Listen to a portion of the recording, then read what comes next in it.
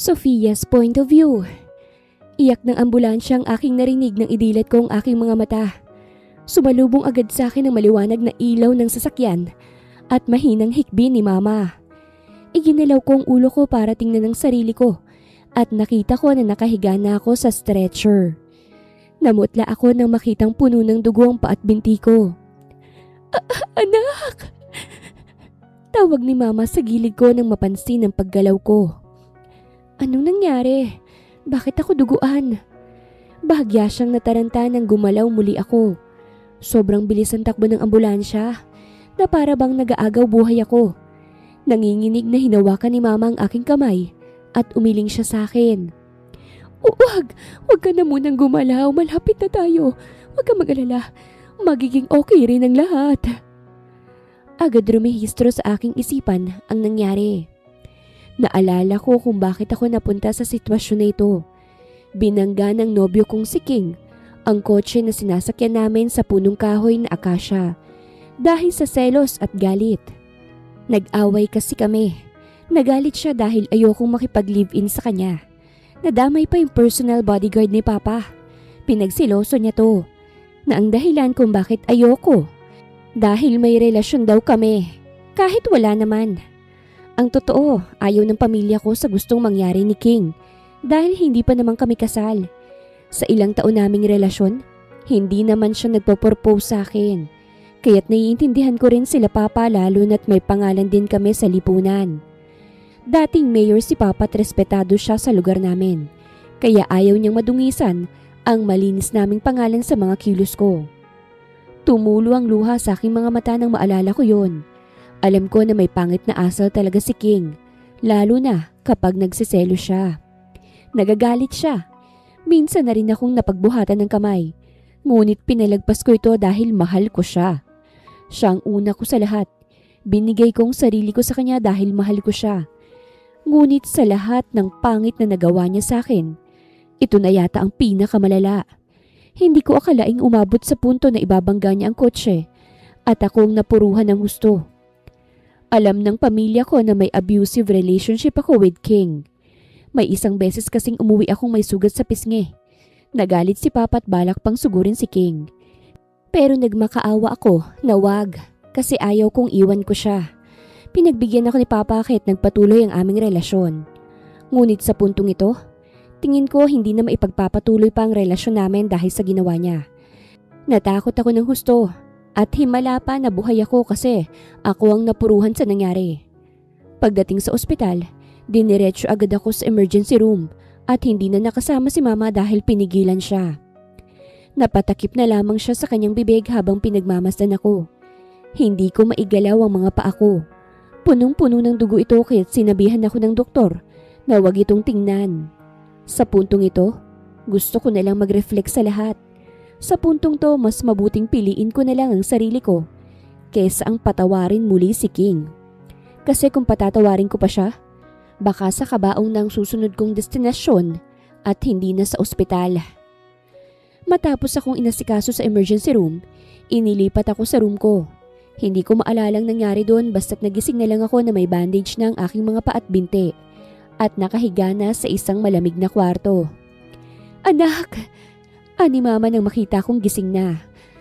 Kamusta na pakiramdam mo? Ma, si King. Nagsalubong ang kilay ni Mama. Bakit mo tinatanong sa akin ang lalaking yon? Bulag ka pa rin ba hanggang ngayon, Sophie? Kumirot ang puso ko. Huwag mo nang hanapin ang lalaking yon dahil this time hindi na ito palalagpasin pa ng Papa mo. Siyang dahilan kung bakit nangyari sa'yo ito ngayon. Nakagat kong ibabang labi ko. Alam ko naman po yun. Natauhan na po ako, Mama. Gusto ko lang malaman kung maayos lang ba siya. Hindi lang ako ng aksidente, Mama. Kasama ko siya sa kotse. Of course, he's fine. Wala siyang masyadong sugat compared to you. Mamamatay tao yung nobyo mo? Ito na yata ang pinakamalalang nagawa niya at hindi na namin to palalagpasin. Maling-mali ka ng taong minahal, Sophie. Ang taong mahal ka, hindi ka sasaktan ng ganito. Look what happened to you. Paano ng pangarap mong mag-travel sa iba't ibang bansa?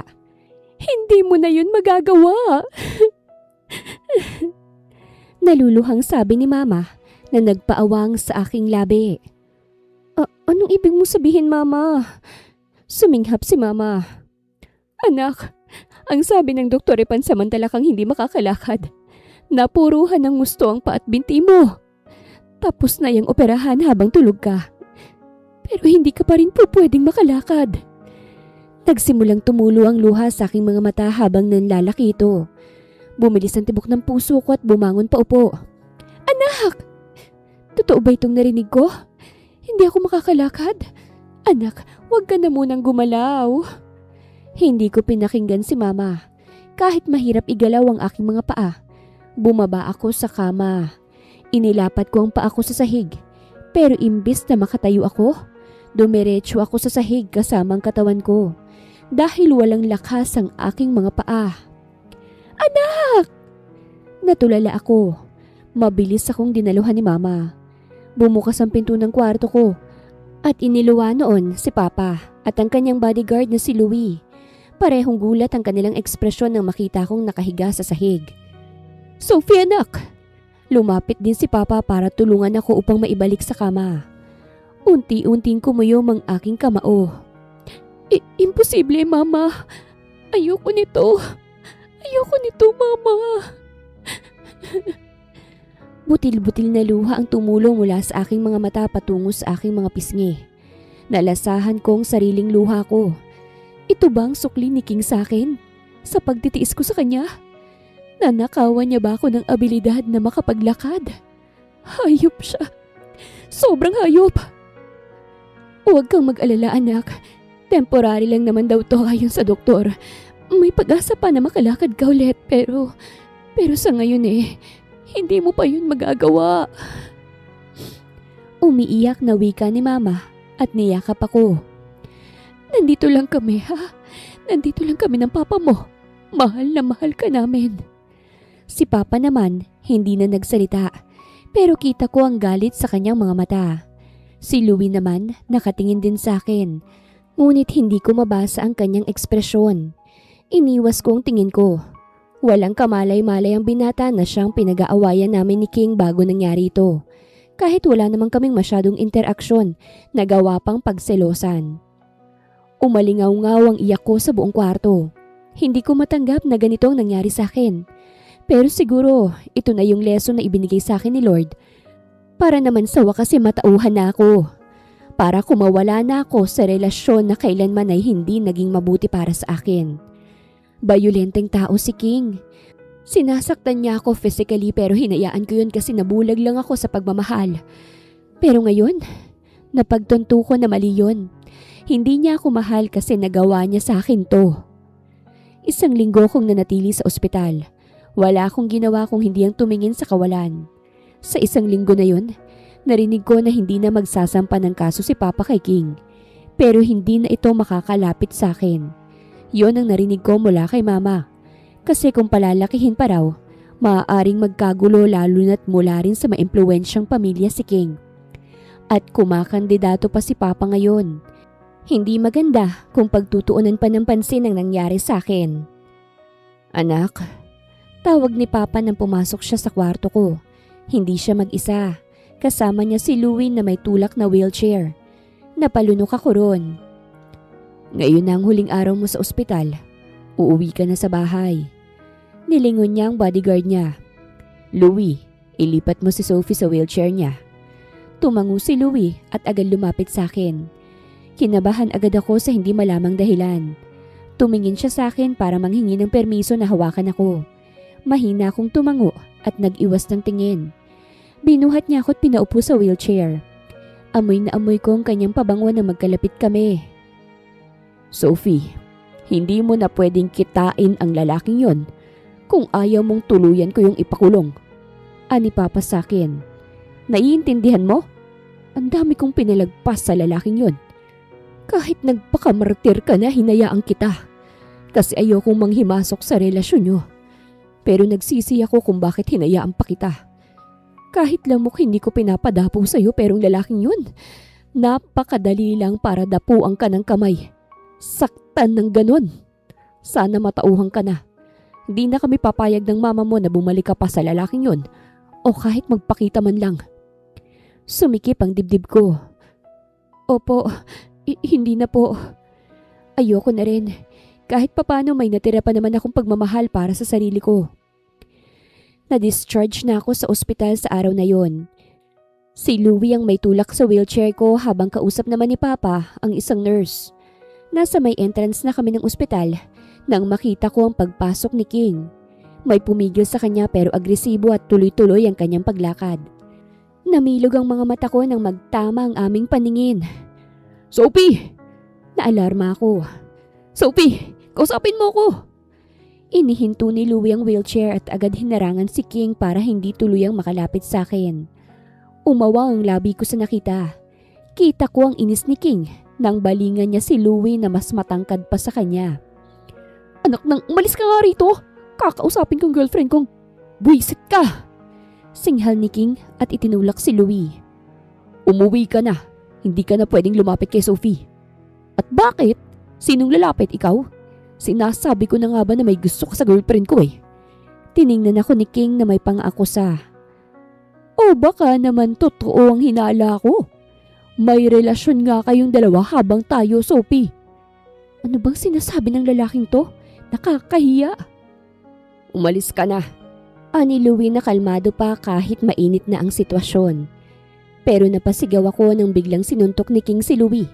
Mabutit mabilis na kailig si Louie at agad niyang nahuli ang dalawang kamay nito at inilagay sa likod. Namilog ang aking mga mata sa mangha. Bitawan mo ako! Sophie, kausapin mo ako! Patawarin mo ako sa nagawa ko.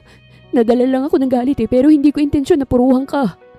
Mahal na mahal kita, Sophie! Ani King, kahit hirap na siya sa pwesto niya. Anong ginagawa mo ritong hayop ka, ha? Pasalamat ka't hindi kita ipinakulong. Walang hiya ka. Tingnan mo ang ginawa mo sa anak ko. Umalis ka na rito. Tito, hindi ko naman intensyon na saktan si Sophie eh. Umiling si King. Desperado ang kanyang tingin. Sophie, please. Umiwas lang ako ng tingin sa kanya. Maraming beses ko na siyang pinagbigyan. Ang dami kong pasa na tiniis. Mga masasakit niyang salita sa tuwing galit siya na palaging dumudurog sa puso ko na tiniis ko pa rin. Ngayon, ayoko nang tingnan siya. Umalis ka na, King. Malamig kong wika. Tapos na ang relasyon natin. Ayaw na kitang makita pa. Masakit sa puso ko ang sinabi ko. Hindi ko gustong itulak siya dahil kahit marami siyang nagawang mali sa akin, hindi ko naman siya agad makalimutan. Ilang taon din kaming nagsama. Minahal ko siya ng totoo. Pero kawawa naman ako kung palagi na lang ganito. Kung hindi ako lalabas at isasalbang sarili, baka wala na akong hininga sa susunod. Ramdam kong katahimikan nang nasa bahay na kami. Hindi ko alam kung anong sasabihin ko, lalo na ngayong nandito na kami sa sala at kaming tatlo lang. Ako, si Mama at si Papa. Pinalabas kasi ni Papa si Louie. Mukhang may sasabihin tong si Papa sa amin. Napaigtad ako sa aking wheelchair nang biglang hinampas ni Papa ang cellphone niya. Nasira ito. Cell mo! Uminahon ka! Pagkalma ni Mama, sabay hawak sa balikat ng asawa niya. Humigpit ang hawak ko sa gilid ng wheelchair ko. Sigurado ako na galit din sila sa akin pero dahil sa sitwasyon ko ngayon, pinalagpas nila ang galit na yon. Papaano akong kakalma? Ang lalaking yun, siyang may gawa nito kay Sophie. Pero hindi man lang siya napuruhan. Ang anak natin hindi makapaglakad dahil sa letseng lalaking yun. Kung sana'y naging mahigpit tayo sa kanya, sana hindi na to nangyari. Napayuko ako. I'm sorry, Papa. Mahinang napasinghap si Papa. Hindi mo kasalanan. Napaangat ako ng tingin sa kanya. Napailing si Papa sa akin. Nagmahal ka lang. Nabulag ka lang sa lalaking yun. Wala kang kasalanan pero I hope this will serve as your lesson, Sophie. Nagmumukha lang desenteng lalaking yun dahil nagmula sa maimpluwensyang pamilya. Pero mabaho pang ugali niya sa malansang isda. Nanubig muli ang luha sa aking mga mata. And I hope this time, susunod ka na sa amin, anak. Tumango ako. Gustong bumawi sa mga magulang ko dahil pinapasakit ko lagi ang kanilang ulo. Opo, susundin ko ang gusto niyo, Papa. I'm sorry. Noon, naiirita pa ako dahil ayaw nila kay King. Ngayon naiintindihan ko na kung bakit. Marunong silang kumilatis ng pagkatao. Ngunit hindi ko ito pinakinggan dahil ang nasa isipan ko noon, pinapakialaman nila ako kahit hindi naman. Kung susundin mo talaga ang gusto ko, handa ka bang magpakasal? Namilog ang aking mga mata. Ha? Selmo, I think hindi ito magandang araw para... Wala na tayong oras, Karen. At pumayag naman na si Louie. Kumunot ang noo ko nang nabanggit ang pangalan ng personal bodyguard ni Papa. Papa, anong sinasabi niyo? Lumapit si Papa sa akin at mariin akong tiningnan.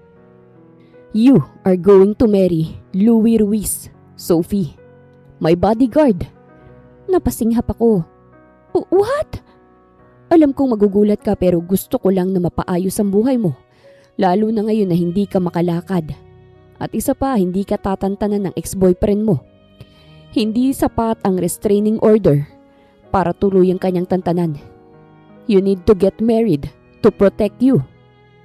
Pa, tatantanan naman siguro ako ni King. We don't know, anak. I want you to be safe. And I know Louie can give it to you. Pagkatapos yung ikasal, dadalhin ka niya sa probinsya. I won't marry him. Malakas kong sabi. Nginig na ang aking katawan. Why would I do that? Parang pinatunayan ko lang kay King na totoo ang pinagseselosa niya. Ang akala ko ba'y susunod ka na sa gusto ko? Opo, pero hindi naman ang pagpapakasal. You have to, and you have no choice, Sophie. Tingin mo may matinong tao pang tatanggap sa'yo dahil sa kondisyon mo? Selmo! Asik ni Mama. Hindi ako makapaniwala. Ipapakasal niya ako kasi hindi ako makalakad. Kasi tingin niya wala nang matinong taong papato sa akin. Now that I'm like this? Coming from my own father. Hindi yan ang ibig kong sabihin. Kailangan ni Sophie ng magandang buhay habang ganyan pa ang kanyang kondisyon. Kailangan siyang mailayo rito dahil sa baliw niyang ex. Hindi naman to panghabang buhay. This is only temporary at pumayag si Louie. Sophie, you should be grateful. Hindi basta-bastang pumapayag sa pabor ang bodyguard ko. I don't care. Bakit naman siya papayag? This discussion is done. Marami pa akong gagawin kaya't huwag mo nang dagdagan pa ang sakit ng ulo ko. Ani Papa't iniwan ako sa sala. Lumapit sa akin si Mama. Nag-squat siya sa harapan ko. Anak, please trust your Papa. Louie is a good guy. Matagal na siyang naninilbihan sa Papa mo. You need to get married para tantanan ka na ng abusado mong ex. Hindi mo alam kung anong ginawa niya habang nasa ospital ka. He tried to trespass in our house kasi akala niya nandoon ka. He's crazy. Hindi ko nga alam kung paano mong nakayanan ng ganong klase ng tao. He's so obsessed. Dapat lang na mailayo ka. We cannot protect you enough. Busy kami. Alam mo namang tatakbo bilang congressman ng Papa mo, hindi ba? This is so stressful to him. Mahalagang pagtakbo ng Papa mo ngayon, kaya sana naman maintindihan mo, anak. Ang nangyari sa'yo, bahagya nang nagbigay ng negatibong impact sa Papa mo, kaya't kailangan naming gawin to, anak. Tumangutango ako dahil naiintindihan ko naman. Naiintindihan ko na ang nangyari sa akin ay nagkaroon ng negatibong epekto sa pagtakbo ni Papa. He might lose because of me, his own daughter. Hindi man lang tinitingnan ng sariling kilos. And besides, I can assure you that Louie is a good guy. Gwapo pa. Ngumiti siya kahit wala namang kangiti-ngiti sa sitwasyon na ito. Sa probinsya ni Louie, makakahinga ka ng maayos, makakapagpagaling. We will send doctors and nurses to check on you from time to time. Please, trust us, anak. Tumango ako. Wala nang magagawa sa desisyon nila. Umiba na ang tingin ko sa bodyguard ni Papa na si Louie mula nang malaman kong ipagkakasundo ako sa kanya. Hindi ko mapigilang pagmasdan siya. Oo, gwapo siya at matangkad.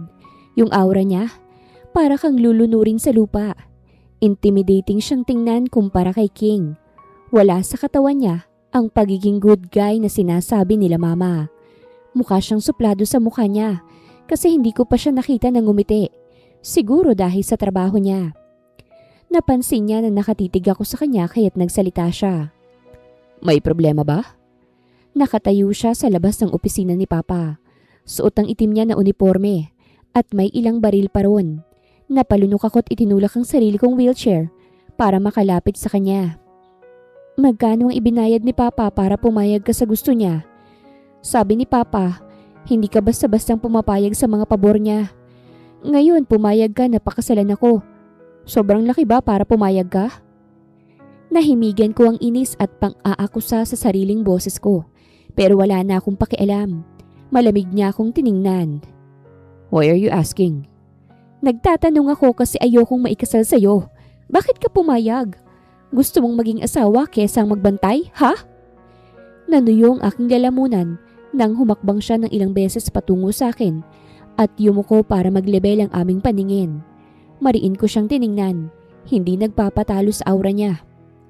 Anong problema? Sinunod ko lang naman ang gusto ng papa mo. Aso ka ba para sunod ng sunod? Asi ko. Hindi na mapigilan ng galit. Pwede mo namang tanggihan si Papa. Bakit? Anong dahilan? Dahil sa pera ba?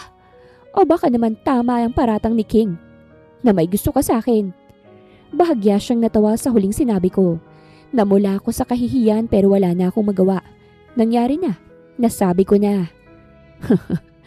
Don't be too confident, Miss Sophie. Hindi ko type ang kagaya mo. Nanghina ako. Hindi mo naman pala ako type eh. Gaya ng sabi ko, sinunod ko lang ang gusto ng papa mo. Umatras na siya. Inis na inis ako kaya't itinulak ko na lang ang sarili ko palayo sa kanya. Bahala na. Kahit ano pang reklamo ko, ipakakasal pa rin naman ako sa kanya at sasama ako sa kanya sa probinsya. Sa mga sumunod na araw, pinatawag kami ni Papa sa kanyang opisina. Itinulak ng kasambahay ang wheelchair ko patungo sa loob at pagpasok ko, nakita ko na si Louie na nakatayo sa harap ng desk ni Papa. Tumabi lang nang dumating ako. How are you, anak? Tanong ni Papa sa akin. Fine. Tamad kong sabi. Bakit pala ako pinatawag? Sumulyap ako kay Louie na nasa akin ng tingin. Umirap ako at umiwas ng tingin sa kanya. Ngayon kayo pipirma ng marriage contract. After this, sasama ka na kay Louie sa probinsya niya. Napabuntong hininga ko. Nagsasalita pa si Papa para ipaliwanag ko nung aasahan namin sa marriage na ito. Nang kinuha ko ng ballpen at kinuhang dokumento na nasa aking harapan. Marriage contract to. Hindi ko na pinatagal at pinirmahan ko na. Natigilan si Papa sa ginawa ko. Nagsasayang lang siya ng laway. Tapos na. Mapanghamon kong tiningnan si Louie. Ikaw, nagdadalawang isip ka pa ba? Pwede namang hindi na. Umangat lang ang sulok ng labi niya at pinirmahan na rin ang marriage contract. Umawang ang aking labi sa manghat gulat bago nag-iwas ng tingin. Done. Bumuntong hininga si Papa. That's it. Ikaw nang bahala sa anak ko, Louie. I trust you. We trust you in this. Don't worry, sir. Ako nang bahala sa anak niyo. Bumiyahin agad kami sa probinsya kinaumagahan. Nasa front seat ako ng kotse ni Louie. Kami lang dalawa at ang nasa backseat ay ang mga gamit ko. Hindi ko siya inimikan kaya't siya nang bumasag sa katahimikan. Don't worry, Miss Sophie. Magugustuhan mong probinsya namin. May mga kapatid akong babae. Magkakasundo kayo nun. Napatingin ako sa kanya. And why do you think so? Ngumisi siya.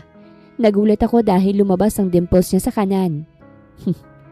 Parehas kayong maarte. What? At saka huwag kang mag-alala. Hindi naman kita pababayaan.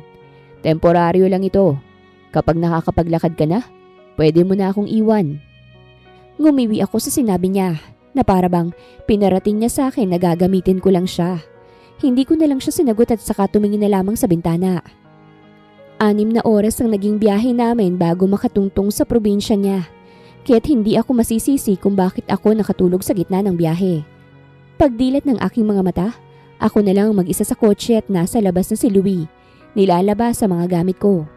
Napaayos ako ng upo saka nag-inat. Pagtingin ko sa labas, halos atakihin ako sa puso nang may babaeng idinikit ang kanyang mukha sa salamin ng bintana sa front seat para lang makita ang nasa loob. Kuya, May dala kang babae ano? Napasapo ako sa dibdib at napalunok. Umalis ka dyan, Luisa. Binuksan ni Louie ang pinto kaya't nagkatinginan kami. Okay ka na? Oo. Nilakihan niya ang pagkakabukas ng pinto kaya't nakasilip ang babae na nanlalaki na ang mga mata. Sabi ko na nga ba babae? Tuwang-tuwang sabi nito, ngunit saglit lang yon dahil nagbaba ang tingin niya sa mga paa ko. Ilalabas na kita, wika ni Louie. Humawak ako sa kanyang balikat at hinayaan siya na ilabas ako sa kotse at ilipat sa wheelchair na nakahanda na sa labas. Napakurap-kurap ang babae nang tingnan ako. Anong nangyari dyan, kuya? Huwag ka na munang magtanong, Luisa, at sabihin mo kay nanay na nandirito na kami. Napatingin ako sa paligid. Ibang-ibang atmosphere ng lugar na ito kumpara sa syudad. Napakaraming punong kahoy. Mukhang pinalilibutan ang bahay nito, kaya't hindi mo mararamdaman ang init. Bahay mo to? Naitanong ko nang pasadahan ko ng tingin ng 2-story house. Hindi na masama, malaki naman. Oo, may problema ba? May kwarto naman siguro ako, no? Tumikhim siya. Pasensya na, hindi to katulad ng bahay nyo na maraming kwarto. Sakto lang ang kwarto dito. May kapatid kasi ako na babae, 2, tapos nanay ko pa. Kaya mukhang sa kwarto ko ikaw mananatili. Nanindig ang balahibo ko sa narinig ngunit hindi na lang ako nagsalita. Nasa poder niya ako ngayon kaya't wala akong karapatang mag-inarte. Hanggang ngayon hindi pa rin ako makapaniwala. Nakasal na ako. At sa bodyguard pa ni Papa. Kapag nalaman to ni King, paniguradong magwawala yun sa galit. Louie! Isang malambot na boses ang aking narinig mula sa gilid ko. Kumunot ang noo ko nang makita kong isang babae na may maiksing buhok ang masayang nagtungo sa amin. At sa mismong harapan ko pa, niyakap niya si Louie. Hindi ako makareact ng maayos sa gulat. Bumalik ka! Masayang masaya nitong sabi na para bang wala ako sa harapan niya. Bulag bang babaeng to? Marahang itinulak ni Louie ang babae kaya't sumimangot ito. Ang tagal na nung huli mong uwi rito. Kaya nang marinig ko mula sa kapatid mo na uuwi ka, nasiyahan talaga ako. Napasulyap si Louie sa akin at agad akong nilapitan. Saka lang ako napansin ng babae kaya't napawi ang ngiti sa kanyang labi. Pasensya na, Diana. Asawa ko nga pala, si Sophie. Sophie si Diana. Kaibigan ng kapatid kong si Luinda. Pakilala ni Louie sa amin. Umawang ang labi ng babae. Hindi siya makapaniwala. Sa reaksyon pa lamang niya, batid ko na gusto niya si Louie. Huminga ako ng malalim at naglahad ako ng kamay. Nice to meet you, Diana. Napakurap-kurap muli siya bago tinanggap ang aking kamay. Naramdaman ko ang panlalamig niya. Kawawa naman. Dahil lang sa kasunduan na ito, may masasaktan pa yata. Gusto ba to ni Louie? Pwede naman tong pag-usapan. Ayokong makasakit ng damdamin ng iba. Nice to meet you din. Binaba ko ng kamay ko, saka tumingin-tingin sa paligid. Louie! Lumapit na rin sa amin ang isang babae na hindi pa masyadong katandaan. Mukhang ito ang nanay ni Louie. Louie, anak! Masaya ako na umuwi ka na. Niyakap niya si Louie bago bumaling sa akin. Eto na bang asawa mo? Oo, mama. Hello, iha. Ang ganda-ganda mo. Salamat po. Pumasok kayo sa loob, handa ng pagkain. Mauuna na sana siya kaso napansin niya ang babaeng hindi na umimik. Oh, Diana, dito ka pala. Alika't sabay tayong kumain, marami akong hinanda. Hindi na po, tita. Ay sus, nahihiya ka pa. Alika na. Ngayon na nga lang umuwi si Louie. Simple lang ang bahay ni Louie. Pagpasok ko sa loob, manghang-mangha ako sa interior design. Modernong-moderno talaga.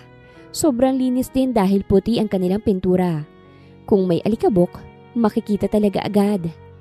May kapatid na babae si Louie. 2 mga ito at nagniningning ang mga matang tinitingnan ako. Tipid akong ngumiti sa kanila habang sinasandukan ako ni Louie ng pagkain. Ang ganda mo, ate. Hindi na mapigilang sabihin yun ng isa. Siya ang bago kong nakita ngayon. Mukhang siya si Luinda. May bangs at mahaba ang buhok. Hindi ko akalaing nag-asawa na si kuya. Akala ko girlfriend muna.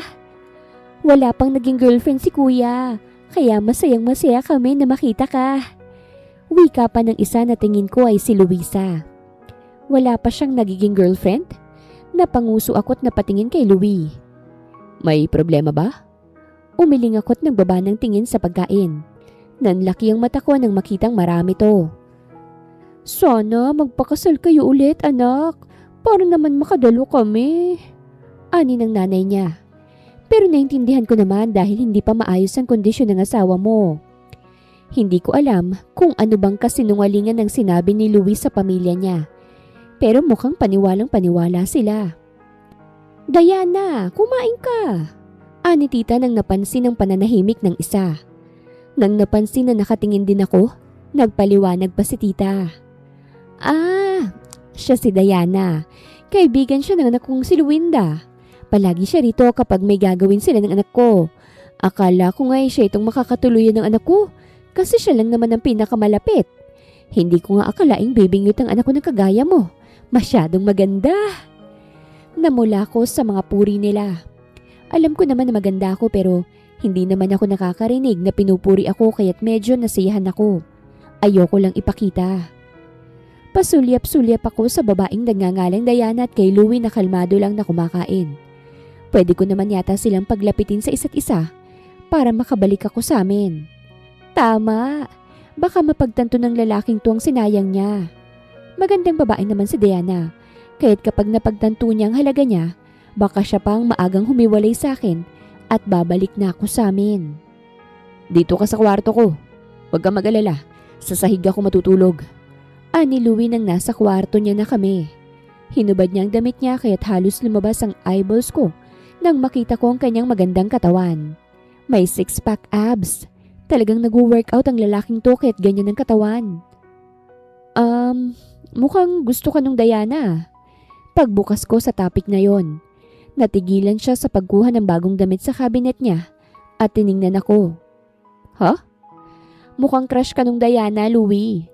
Honestly, walang kaso sa akin kung makikipagrelasyon ka habang kasal tayo. Alam naman natin pareho na hindi to totoo. Na sa papel lang. Kaya't hanggang nandito tayo. Sana wag mong pigilan ang sarili mo. Ayokong maging dahilan kung bakit hindi mo maabot ang isang bagay. Anikot nag-iwas ng tingin. Sumunod lang naman siya kay Papa. Ayokong pigilan niya ang kaligayahan niya. Hindi ko gusto si Diana.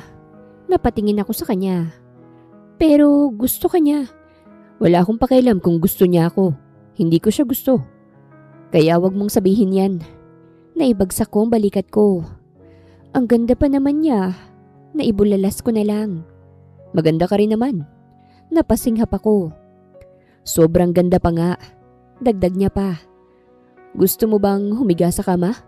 Nakatulog ka sa biyahe. Baka gusto mo nang magpahinga. Umiling ako. Hindi, ayos lang ako. Maganda ang unang linggo ko rito sa probinsya. Bukod sa payapa talaga siya at nakakakuha ako ng preskong hangin. Meron ding makukulit na kapatid si Louie na hindi na ako tinatantanan magmula nang makarating ako rito. Magkasunod lang ang mga edad nila. Kung si Louie ay 27 anyos, si Luwinda naman ay 26, isang teacher. At si Luisa, 25, isa ring teacher. Ano bang skincare mo, Sophie? May nilalagay ka ba sa mukha mo? Tanong ni Luwinda. Narito kami ngayon sa labas ng kanilang bahay sa may terrace. Kaharap namin ang malawak nilang front yard. Meron naman. Gusto mo? Marami ako. Ani ko. Talaga? Ibibigay mo? Oo naman.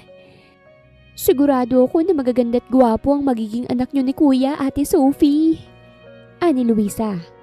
Excited na ako magkaroon ng pamangkin.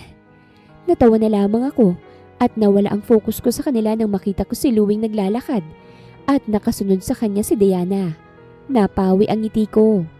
Hindi raw gusto pero magkasama? Denial king yatang lalaking to ah. Magkasama palang kuya mo't si Diana. Saan sila galing? Natigil ang dalawang babae sa tanong ko. Awkward na tumawa si Luwinda.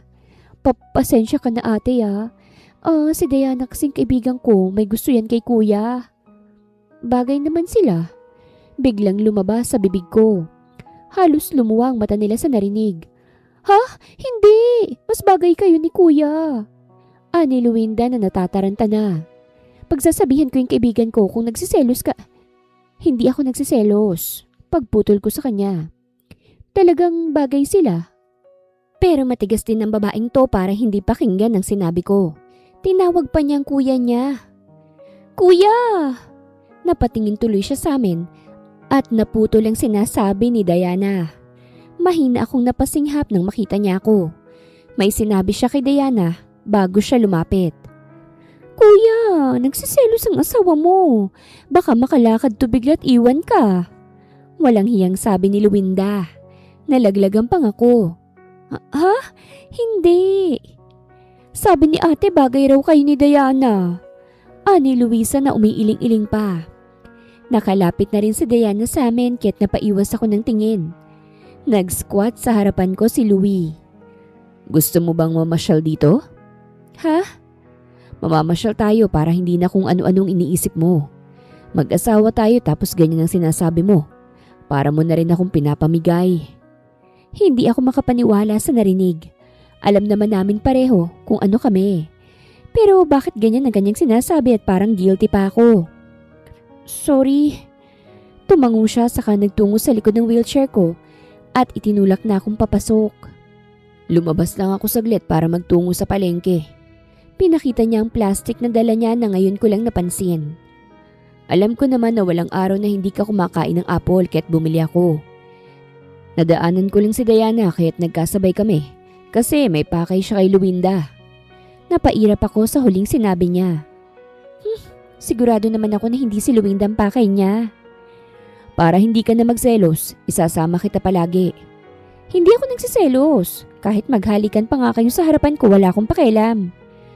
Huminto kami sa hapagkainan at humarap siya sa akin. Yumuko siya para magkalibel kami. Ang kanyang mga kamay naman ay nasa magkabilang gilid ng wheelchair ko. Kaya't nakakulong na ako sa kanya. Talaga? Mapanghamon niyang tanong. Talagang talaga? Ba't naman ako magsiselos? Hindi naman kita gusto. Hindi ko na naipagpatuloy ang aking sasabihin dahil bigla niya na lang akong hinalikan sa labi. Naistatwa ako sa aking pwesto. Ilang segundo lang ang halik na yon pero nagwawala ng puso ko. Nanatiling nakaawang ang labi ko nang kumalas siya. Huwag mong sabihin yan. Mag-asawa tayo rito. Walang alam ang lahat ng tao sa tunay na namamagitan sa atin. In their eyes, we're married. Totoo namang kasal tayo, Sophie. Alam ko na hindi mo ako tipo. Ikaw rin naman ang nagsabing hindi mo ako tipo ah. Siyempre biro lang yun. Sino namang hindi mahuhulog dyan sa ganda mo? Nalaglagan pang ako. So, type mo ko? Sobrang type. Kaya habang nandito ka, pakisamahan mo ko. Hindi naman kita pababayaan eh. I will be your best husband, Sophie. Kinuha niyang kamay ko at hinalika ng likod nito. I promise. Hindi ako nakatulog ng gumabi. Sabing hindi ko siya type pero siyang nasa isipan ko ngayon. Kaya't gising na gising ang diwa ko. Kung kaya ko lang ipadyak ang mga paa ko, baka ginawa ko na. Naiinis ako na kinikilig. Oo, aaminin ko na. Hindi ako sanay na prinsesang-prinsesa ako, okay? Kasi nung kami paniking, literal na tinuturing ko siyang hari. Gaya ng pangalan niya. Halos ako itong nag-e-effort. Umusog ako sa pinakagilid ng kama para masilip ko si Louie na nasa sahig na tutulog. Single na kutsyon ang gamit niya. Tulog na tulog siya kahit nagawa ko siyang pagmasdan. Parang tumigil ang aking mundo nang makita ko kung gaano kaamo ng kanyang mukha kapag tulog. Para siyang prinsipe nagigising lang kapag hahalikan ako. Napilig kong ulo ko dahil sa kahalayan ng aking nasa isipan. Kaya nabubugbog ka eh. Sinilip ko siyang muli. Ang gwapo na nga niya kapag gising na gising, pati ba naman sa pagtulog? May favorite talaga si Lord. Umiling-iling ako at babalik na sana sa pwesto ko. Kaso nadulas ako sa sariling higaan ko. Namilog ang mata ko at napasigaw nang mahulog sa ibabaw ni Louie. Nagising siya dahil nabagsakan ko siya. Namilog ang aking mga mata nang sobrang lapit na ng aming mukha. What are you doing? Tanong niya nang magtama ang aming mga paningin. Nahulog ako. Gumawa ko ng paraan para ibangon ang aking sarili. Naghanap ako ng mapagkukuhanan ng lakas gamit ang aking mga kamay. Kaso, napasinghap si Louie nang may nahawakan akong maumbok. Unti-unti kong ibinaling ang tingin ko ron at naging kamatis ang buong mukha ko nang mahawakan ko ang umbok niya sa kanyang pantalon. Agad kong inalis yun. Sorry, nahulog ako hindi ako makabangon. Sa isang iglap, naramdaman ko ang kanyang kamay sa aking bewang. Akala ko ay tutulungan niya akong makabalik, pero binaliktad niya ang posisyon namin. Ako naman ngayon ang dinaganan niya. At bakit ka nahulog? Napakurap-kurap ako't napalunok. Naririnig kong mahina mong boses. Ano bang iniisip mo? Bakit hindi ka makatulog? So, hindi ka talaga natutulog? Hindi. Ramdam na ramdam ko ang titig mo kahit nakapikit ako. Hiyang-hiya na tuloy ako. Ano bang iniisip mo? Hindi ko siya halos masagot. Sabihin mo sa akin para masolusyonan natin. Masusolusyonan mo kaya na ikaw ang iniisip ko? Gusto kong sabihin yon pero ang kapal naman ng mukha ko kung sasabihin ko pa yon. Pandagdag na kahihiyan na naman yon. Bumaba ang tingin ko sa kanyang mga labi. Iniisip mo pa rin bang tarantado mong ex? Ha? Ba't ko siya iisipin? Agad kong tanggi kasi nakaramdam na ako ng tensyon sa aming dalawa. Malay ko, minahal mo siya. Habang sinasabi niya yon, para na akong inaakit ng kanyang mga labi. Parang gusto ko ng tikman.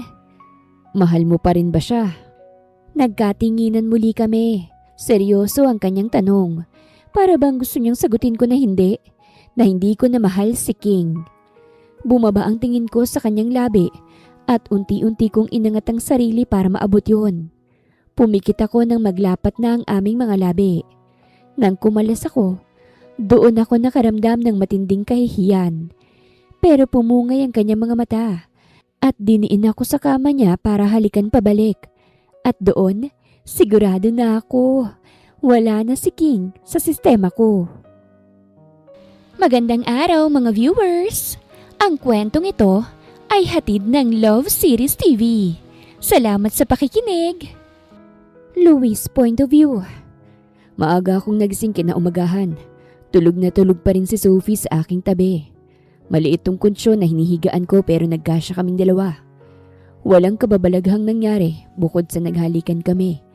Wala sa sariling napangiti ako't inayos ang kanyang kumot bago tumayo at lumabas. Dumiretso ako sa kusina para paghandaan siya ng breakfast. Hindi na mapawi-pawi ang aking ngiti at hanggang ngayon, ramdam ko pa rin ang kanyang labi sa akin. Lumilipad ang isipan ko nang magsaing ako sa rice cooker ng kanin. Ewan ko ba? Parang dream come true. Unang tapa ko pa lang sa bahay nila, natipuhan ko na siya. Naunahan man ako ng King na yun, nasa akin pa rin naman ang huling halakhak. Kaya nang yalok sa akin ni Sir Selmo sa akin ang anak niya, hindi na agad ako nagdalawang isip at tinanggap yon. Kahit walang kasiguraduhan kung masusuklian bang matagal nang nakaipon na pagmamahal ko para sa kanya. Kuya, ngiting-ngiti ah! Ani Luwinda na bagong gising rin. At magluluto ka? Oo, simpleng sagot ko. Pinaalam pala sa akin ni Sir Selmo sa tawag na may bibisita ritong doktor at nurses para tingnan si Sophie. Kaya't magpapahanda rin ako ng pagkain mamayang tanghali. Sobrang saya mo na kuya no? Crush na crush mo yun diba? Kada uwi mo rito nahuhuli kita laging tinitingnan ng litrato niya sa social media. Hindi ko akalaing kasal ka na sa kanya. Kumuha ako ng itlog sa tray. Magluluto ako ng sunny side up. At saka, kuya, hindi mo ba kakausapin si Diana? Alam mo naman na gusto ka ng kaibigan ko, di ba? Sinabihan ko na siya noon pa na hindi ako interesado sa kanya. Nilingon ko siya. Alam kong mahalaga sa iyong kaibigan mo, Luwinda. Pero mahalaga rin sa akin si Sophie. Ayoko namang sumamang loob niya dahil sa kaibigan mong hindi ko gusto. Kung magkikita kayo, pwedeng wag na rito? Oo, kuya. Sasabihin ko sa kanya. Bumuntong hininga ako saka nagpatuloy na sa paghahanda. Matapos kong ihanda ang lahat, bumalik na ako sa kwarto. Nadatnan ko si Sophie nakaupo sa kutsyon, tulala. Nang makita ko, nag-iwas siya ng tingin. Aba, wag na wag mo kong iiwasan. Wag mo kong paaasahin. Ikaw ang humalik sa akin kagabi. Sumukli lang ako. Good morning. Bati ko sa kanya. Kumain na tayo. Kinagat niyang ibaba niyang labi at mahinang tumango. Okay. Lumapit na ako at mabilisan siyang hinalikan sa pisngi. Gulat na gulat siya. Bakit? Bakit ka pa ba nahihiya? Ikaw na nga mismo nang halik kagabi. At mag-asawa na tayo. Let's make this work, okay? Binuhat ko na siya at nilagay sa wheelchair niya. Maghihilamos muna ako. Maganda ka na. Bakit ka pa maghihilamos? Tapos na ako magluto kahit kumain na tayo. Ikaw ang nagluto? Oo, para sa asawa ko. Ngumuso siya. Pinipigilan ng ngiti. Mahina akong tumawa saka lumabas na kami ng kwarto. Masaya ako na magagawa ko na ito sa kanya. Buong buhay ko, wala akong ginawa kung hindi ang magtrabaho. Patapusin ang sarili at pag-aralin ng mga kapatid ko. Kaya't hindi ako nagkaroon ng pagkakataon na magka-girlfriend. Parang pahingang binigay sa akin ni Sir Selmo.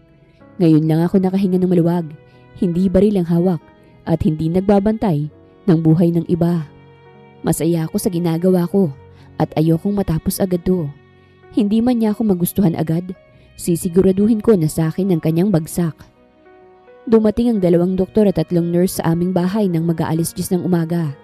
Hindi ko alam kung bakit napakarami nila pero hinayaan ko na lang dahil para rin naman yun kay Sophie. Nakatanaw lang ako habang tinitingnan siya. Pinasubok din siyang maglakad pero agad akong dumalo nang madapa siya.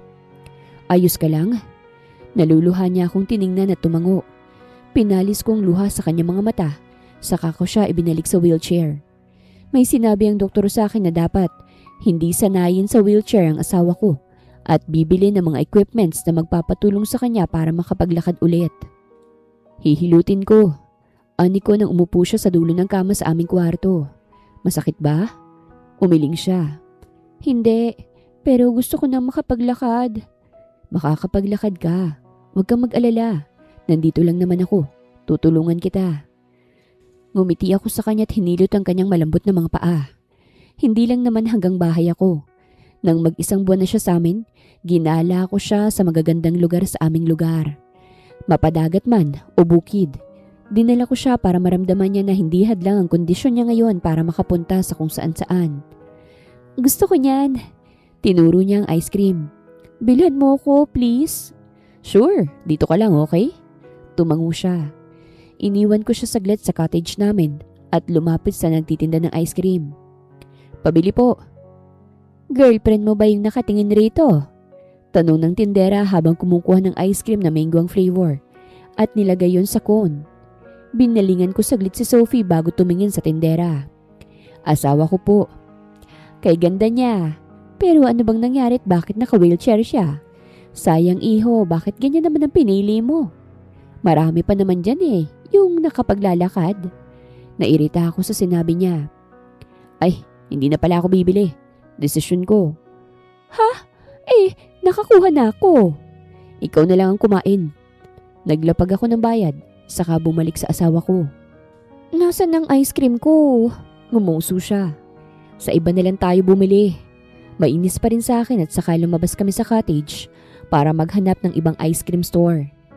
Ayokong questionin ang pagpili ko dahil lang sa kondisyon ni Sophie ngayon. Nakakalakad man siya o hindi, gustong gusto ko siya.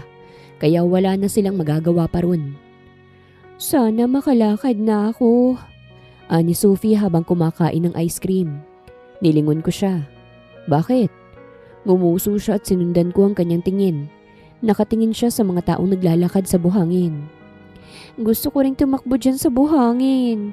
Ngayon lang ako nakapagbakasyon, hindi pa ako makalakad. Kung minamalas ka nga naman, oo. Tapusin mo ng ice cream mo. Inangatan niya ako ng kilay. Bakit? Tatakbo tayo. Natawa siya. Ano? Tatakbo habang tulak-tulak mo ang wheelchair ko sa buhangin? Pinisil kong pisngi niya sa panggigigil. Tinampal niya ang kamay ko. Ano ba? Sasakay ka sa likod ko tapos tatakbo tayo. Natigilan siya sa sinabi ko. Mag-iingat naman ako. Hindi tayo matutumba. Dagdag ko pa para makampante siya sa gagawin namin. Pero ang sunod niyang tanong ang nagpatigil sa akin. Bakit? Ha? Gagawin mo yun para sa akin? Bakit? Inilapit kong sarili ko sa kanya. Hindi pa ba halata ang lahat ng mga kinikilos ko para sa'yo? Unti-unting nanlaki ang kanyang mga mata. You like me? I'm in love with you. Matagal na. Hindi na siya nakapagsalita. Unang apa ko pa lang sa bahay niyo na gustuhan na kita. Ha?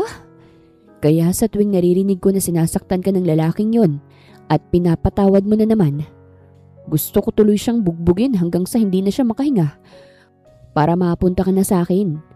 Hindi pa rin siya nakapagsalita. Gulat na gulat pa rin. Ngayong asawa na kita, gagawin kong lahat para lang makalimutan mong lalaking yun sa sistema mo. Na ako ang dapat na laman ng puso at isipan mo. Hindi naman ako nagmamadali, pero sisiguraduhin kong hindi ka na makakahinga kapag wala ako. Para mo na rin akong papatayin yan. Natawa na lamang ako, tumayo na para talikuran siya at nag-squat. Sumakay ka na. Dadalhin kita kahit saan. Ako ang magiging paa mo sa ngayon. Kapag nakakapaglakad ka na, uulitin natin ang lahat ng ito. At nang sumampa na siya sa likod ko, tumayo na ako. Saka tumakbo na sa dalampasigan. At parang musika ang kanyang tawa sa aking tenga na ayaw kong tumigil pa. Sophie's point of view. Masaya ako ngayon sa buhay ko. Kahit na may pansamantalang kinuha sa akin, hindi naman yung naging hadlang para makaramdam ng saya sa aking puso. Ngiting-ngiti ako habang tinitingnan ng mga litrato namin ni Louie. Hanggang ngayon nawiwirduhan pa rin ako. Lalo na kapag nakita ko siyang umingiti sa pictures. Noong nasa bahay namin siya, parang premium ang ngiti niya. Mga subscribers lang ang nakakakita. Tahimik din ang bahay kasi si Louie bumili ng mga gamit ko para sa pagpapractice kong muli sa paglalakad. At si tita nasa palengke. Ang kasama ko lang dito yung si Luwinda na kasalukuyang naliligo pa. Bumaling din ang tingin ko sa singsing na nasa aking daliri. Noong nasa bukid kami, isinuot niya ito sa akin. Hindi ko lubos akalain na magiging ganito ko kasaya. Yung prinsesang-prinsesa talaga ako. Yung malinaw ang tingin sa akin. Hindi ako sinasaktan. Hindi binubugbog. At patient sa akin. Masyado na ba akong bulag kay King noon para hindi man lang maisip na may lalaki pa rin tatrato sa akin ng tama? Dapat na ba akong magpasalamat kay Papa kasi si Louie ang pinili niya? Napangiti akong muli. Nasaan si Luwinda? Natigilan ako sa aking mga inisip dahil sa tanong na yon. Nag-angat ako ng tingin at nakita ko si Diana. Nasa may pintuan siya at poker face. Hindi yata magandang gising niya ngunit narito siya. Naliligo. Sagot ko sa kanya. Dito ka muna, maupo ka. Pumasok siya at umupo nga sa sofa. Hindi kalayuan sa pwesto ko. Nagtataksil ka ba kay Louie? Diretsahan niyang tanong. Ha? Tinatanong kita kung nagtataksil ka ba kay Louie. Kumunot ang noo ko sa kanya. Hindi. Bakit mo naman naitanong yan? Tumayo siya at lumapit sa akin. Sinungaling ka! Pabigat ka na nga kay Louie, may gana ka pang lumandi kahit ganyan ang kondisyon mo. Nalaglag ang aking mga panga. Anong sinasabi mo? Maang-maangang ka pa talaga? Gusto ko si Louie, pero nagpaubaya na ako na malaman kong may asawa na siya. Hindi ko pinilit ang sarili ko kasi mali yun. Pero ikaw, may gana ka pang mag-boyfriend kahit may asawa ka na? Ano bang sinasabi mo? Diana, may problema ba? Dumating si Luwinda, bagong ligo at kunot na kunot ang noo. Ba't mo naman siya pinagsasalitaan ng ganyan? Luwinda, ang asawa ni Louie, may boyfriend. Kasama ko siya ngayon kasi hinahanap niya raw. Kasi umalis. Ngayon nandito siya para kunin na siya. Namilog ang aking mga mata. Sino? Sabihin mo kung sino. Nanlaki ang mga mata nila sa boses kong lumakas at may halong pagka-alerto. Bago pa man nila ako masagot, dumating ang isang lalaki na ang dahilan kung bakit ko pinakasalan si Louie. Sophia, nandito ka lang pala eh. Mabuti't kilala kong kaibigan mo si Diana. Sinama niya ako rito sa bahay na tinutuluyan mo. Nanlamig ako at binigyan ng masamang tingin si Diana. Bakit ka ganyan makatingin? Kasi nahuli ka. Napakabuti ni Louie para pagtaksilan siya. Hindi mo alam ang sinasabi mo. This is a mistake. Ang lalaking yan, Yan ang dahilan kung bakit hindi ako nakakapaglakad ngayon. You stupid! He's my ex-boyfriend! Bitch! Hindi ko mapigilan sa sobrang galit. Nakalapit na sa akin si King at napaatras naman si Luwinda. Tama ng pagtatago, Sophie. Patatawarin kita kahit nagpakasal ka sa siraulong yun. Patatawarin kita. Magsama na tayo. Ako ang mag-aalaga sa'yo at makakalakad kang muli. Nagtungo siya sa likod ko at itinulak ng wheelchair. Nakaramdam na ako ng takot. Hindi ako sasama sa'yo. Tigilan mo na to. Tatawagin ko si kuya. Ani Luwinda na namumutla na rin. Ngunit hindi niya yun nagawa kasi inagaw ni King ang cellphone ni Luwinda at itinapon to sa pader kaya't nabasag. Napaatras si Luwinda sa matinding takot. Huwag kang mangingialam dito kung ayaw mong madamay. Binalingan niya si Dayanang na estatwa na. Salamat sa tulong, Binibini. Aalis na kami Hindi ako papayag sa gusto niya mangyari. Kaya kahit hindi ako makapaglakad, umalis ako sa wheelchair at nadapa sa sahig. Narinig ko ang halakak ni King bago ako inangat. Bitawan mo ko! Bitawan mo ko! Anak nang, ipagpapalit mo ko sa bodyguard na yon, ha? Iuuwi na kita, Sophie. Tayo dapat. Babawi ako sa iyo Kaya magsama na tayo. Lumabo na ang aking mga mata nang may itinurok siya sa akin, kaya't hindi ako nakapagpumiglas. Ang huling nasa isip ko, si Louie bago ko mawala ng malay. Nagising ako nang may humahaplos sa aking muka. Nang idilat ko ang aking mga mata, bumungad sa akin si King. Ngumiti siya. Gising ka na pala, Sophie. Namilog ang aking mga mata at agad bumangon. Napaupo. Umayo siya ng upo sa gilid at tiningnan ako. Nandito ka na sa pamamahay ko. Anong plano mo sa akin? Kidnapping to, King. Anong kidnapping? Magli-live-in na tayo gaya ng gusto kong mangyari, Sophie. Hindi to kidnapping. Sinundo lamang kita. Baliw ka na. Asik ko. Oo, baliw na baliw ako sa'yo, Sophie. Dream come true ko nga to Makasama ka sa isang bubong. Mahal kita. At mahal mo ako. Hindi na kita mahal. Halos hindi ako makahinga nang bigla niya akong sinakal. Kaya't nadikit ako sa headboard. Bakit, ha? Sinong mahal mo? Ang lalaking yun, ha? Pinagpalit mo na ako sa kanya, ha? Hindi na ako makahinga. Tinanggal niya ang kamay niya sa leeg ko. Huwag mo kasi akong ginagalit. Alam mo namang nangangampanya sa ngayon ng papa mo, di ba? Gusto mo, ipapatay ko ang magulang mo para wala nang sagabal sa atin? Nanlamig ako. Pati ang lalaking yun ipapapatay ko para wala na talagang epal sa relasyon natin. Bumaba ang tingin niya sa mga paa ko. Mabuting ganyan na yan para hindi ka natatakbo palayo sa akin.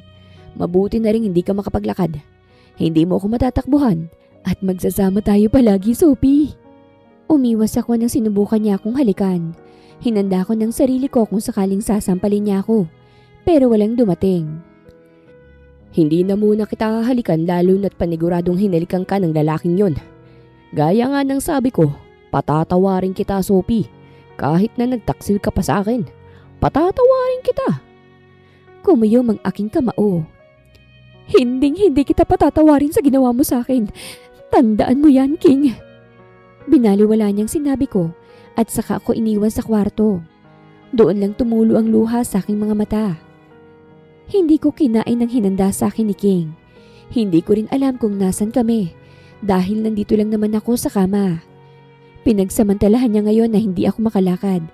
Kaya kung bala kong tumakas, baka gagapang pa ako rito at mahuhuli rin. Hindi ko masisisi si Diana sa pagkahuli ko ngayon. Halata naman sa itsura niya na nagulat siya. Wala siyang kamalay-malay na ang dinala niya sa buhay ni Louie ay isang kagaya ni King. Akala niya lang na pinagtaksilan ko si Louie kasi baka iyon ang sinabi ni King. I realize now kung gaano kong kagusto ang isang payapang buhay. Sa ilang buwan ko sa probinsyang kasama si Louie at ang pamilya niya, ang gaan ng pakiramdam ko. Nakakalimutan ko na may bigat na dinadala ko sa aking dibdib. Gusto kong bumalik doon. Gusto kong manatili ron. Ayoko rito. Ayoko sa poder ni King. Bumukas ang pinto at pumasok ang agresibong si King. Napatalon ako sa gulat Nang hinampas niya sa kama ko ang mga papeles, ni hindi ko alam kung ano yun.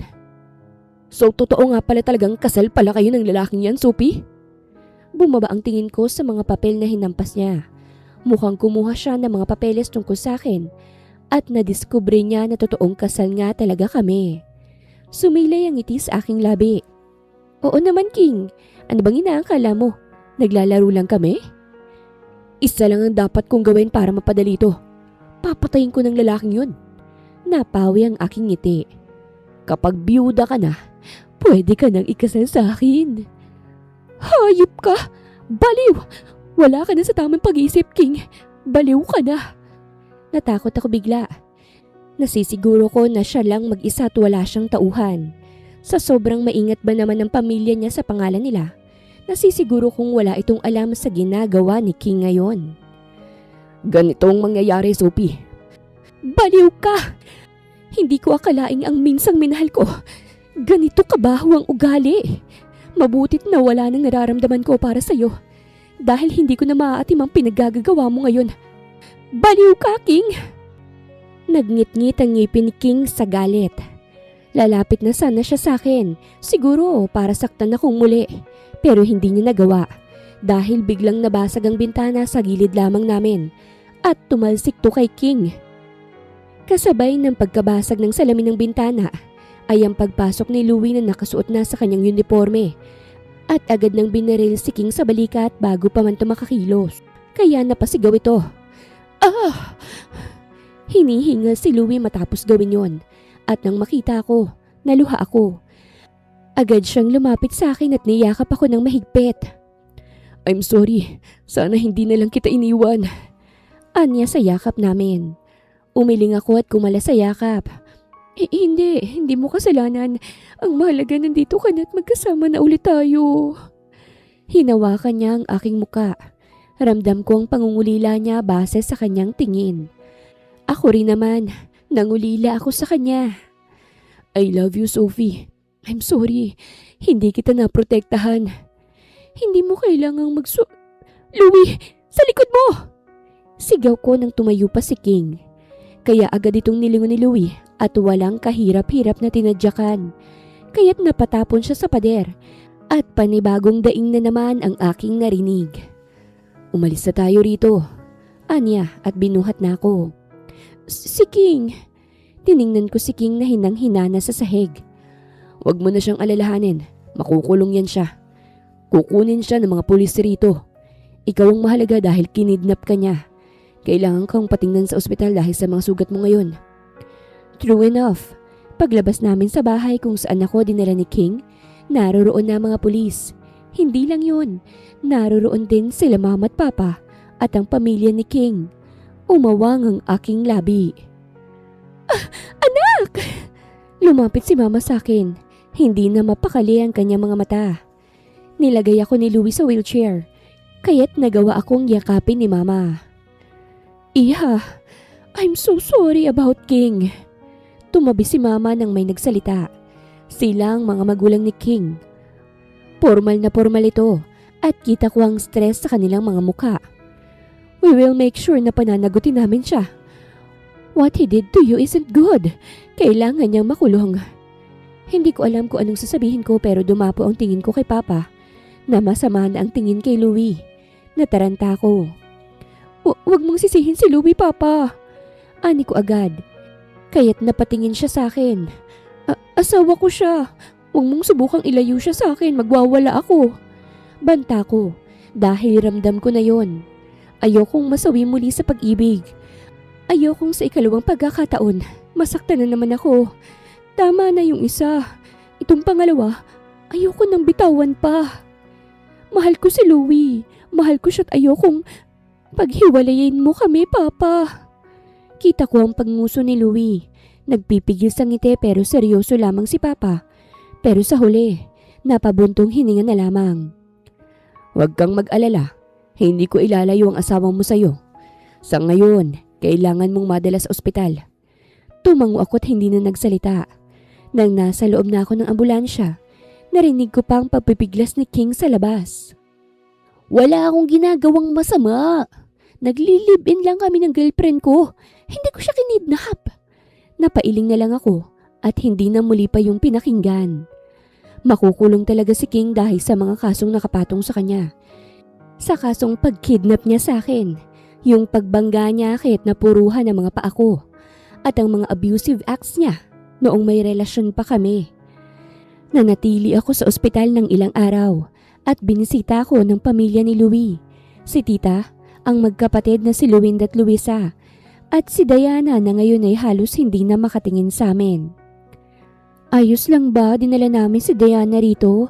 May gusto kasi siyang sabihin sa iyo eh.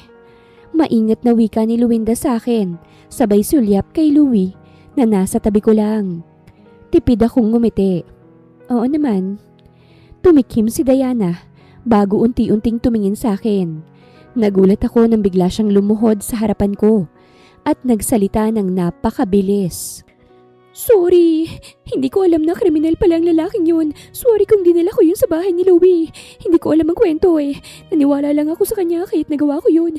Hindi ko intensyon na ipahamak ka. Sana mapatawad mo ko sa aking mga kasalanan. Hindi ko intensyon yun, promise. Napakurap-kurap ako. Sa sobrang bilis niya, konti lang naintindihan ko. Mag-o-audition ka ba bilang rapper, Diana? Ang bilis mo. Napakomento na lang si Luisa na agad sinaway ni Luwinda. Nag-angat siya ng tingin sa akin, lumuluha na. I'm sorry, Miss Sophie. Marahil nagawa ko lang yun dahil nagseselos ako. Inggit na inggit ako eh. Ang tagal ko na kasing gusto si Louie. Excited pa nga ako nang malamang uuwi na siya. Pero gumuho ang mundo ko nang malamang may asawa na pala siya. Nasaktan talaga ako. Umiyak talaga ako kasi nawala na ang tsansa ko. Kaya nang lumapit bigla yung lalaking yun sa akin, ang akala ko talaga totoo yun, na pinagtaksilan mo si Louie ko. Kaya ako siya dinala ron. Sa nangyari sa'yo ngayon, nagsisisi akong talaga. Gusto ko nilang magpakain nga sa lupa sa sobrang katangahan ko. Natatakot ako para sa'yo nang kinuha ka at wala kaming nagawa. Kaya sana naman mapatawad mo ako sa nagawa ko. Tumayo ka, Diana. Ayos lang.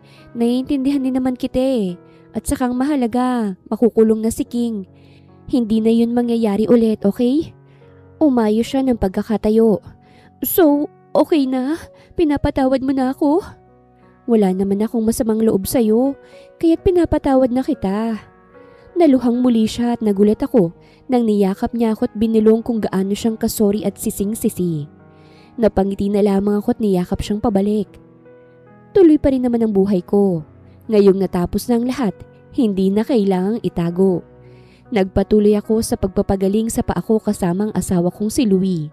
Nanalo rin pala si Papa bilang congressman, kaya't double ang selebrasyon. Hindi ko minadali ang sarili ko na makalakad kasi may Louie naman ako na palaging nasa aking tabi. Pinapasaya niya ako lagi at inaalagaan at minamahal. Wala akong insecurity sa sarili ko kasi tanggap niya kung ano ako. Hindi siya kailanman napagod sa akin, kaya't hindi rin dapat ako mapagod magpagaling. 2 taon din ang ginugol ko para lang tuluyang makapaglakad. Nang bumalik na ang abilidad ko na yon, naluha ako at agad niyakap ang aking asawa. Ang saya ko, Louie. Natagalan man pero masayang masaya ako. Ani ko, hindi tinitingnan ng mga tao sa paligid na siyang pamilya ko lang din. Nang malaman kasi nilang nakakapaglakad na ako, agad silang nagtungo lahat sa bahay para lang i-congratulate ako. Hinalikan niya ako sa labit, inangat ako. Mabuti naman at nakakapaglakad ka na. Ang tagal ko rin hinintay na makapaglakad ka na. Ibinaba niya ako. Kunot-noo ko siyang tiningnan. Bakit? Kasi gusto kong makita kang maglalakad patungo sa akin sa altar. Anya. At sa harapan ko, lumuhod siya at nilabas ang singsing na ngayon ko lang nakita. Namilog ang aking mga mata. Louie! Gusto kitang pakasalan, Sophie. Pero this time, sa simbahan na. Sa harap ng Diyos. Sa harap ng maraming tao. Gusto kong malaman ng nakakarami na akin ka. Nasa iyo ko. Kaya nakaluhod ako ngayon para ayain kang magpakasal ulit. Ngunit hindi ko pa rin maiwasan ng maluha. Lalo na ngayon na sobrang saya ng pamilya ko na na-witness nila ito. Mahal na mahal kita. Alam mo ba yun? Tingin ko kahit hindi na ako makakalakad, mamahalin mo pa rin ako. Hindi naman yun magbabago. Natawa ako. Ang dali lang ano? 2 taon na tayong kasal. Kilalang kilala na kita. At kilalang kilala mo na rin ako. Hindi ko ine-expect na gusto mo kong pakasalan ulit. At gusto kong maghirap kahit konti. Kaya oo, maglalakad ako patungo sa'yo. Pakakasalan kita, Louie. Para malaman ng lahat na sa'kin ka. At sayo lang ako. Naghiyawan ang mga tao sa aming paligid sa sagot na kanilang narinig. Napangiti si Louie at agad sinuot sa aking daliri ang panibagong singsing. Tumayo siya matapos gawin yun at hinawakan ako sa aking mukha. Nagkatinginan kami. I love you, Sophie. I love you too, Louie. At napapikit ako nang lumapat ang kanyang malambot na labi sa aking labi. At nang lumipas ang 1 buwan, nagpakasal kami sa simbahan at opisyal na kaming naging mag-asawa sa pangalawang pagkakataon. Waghas!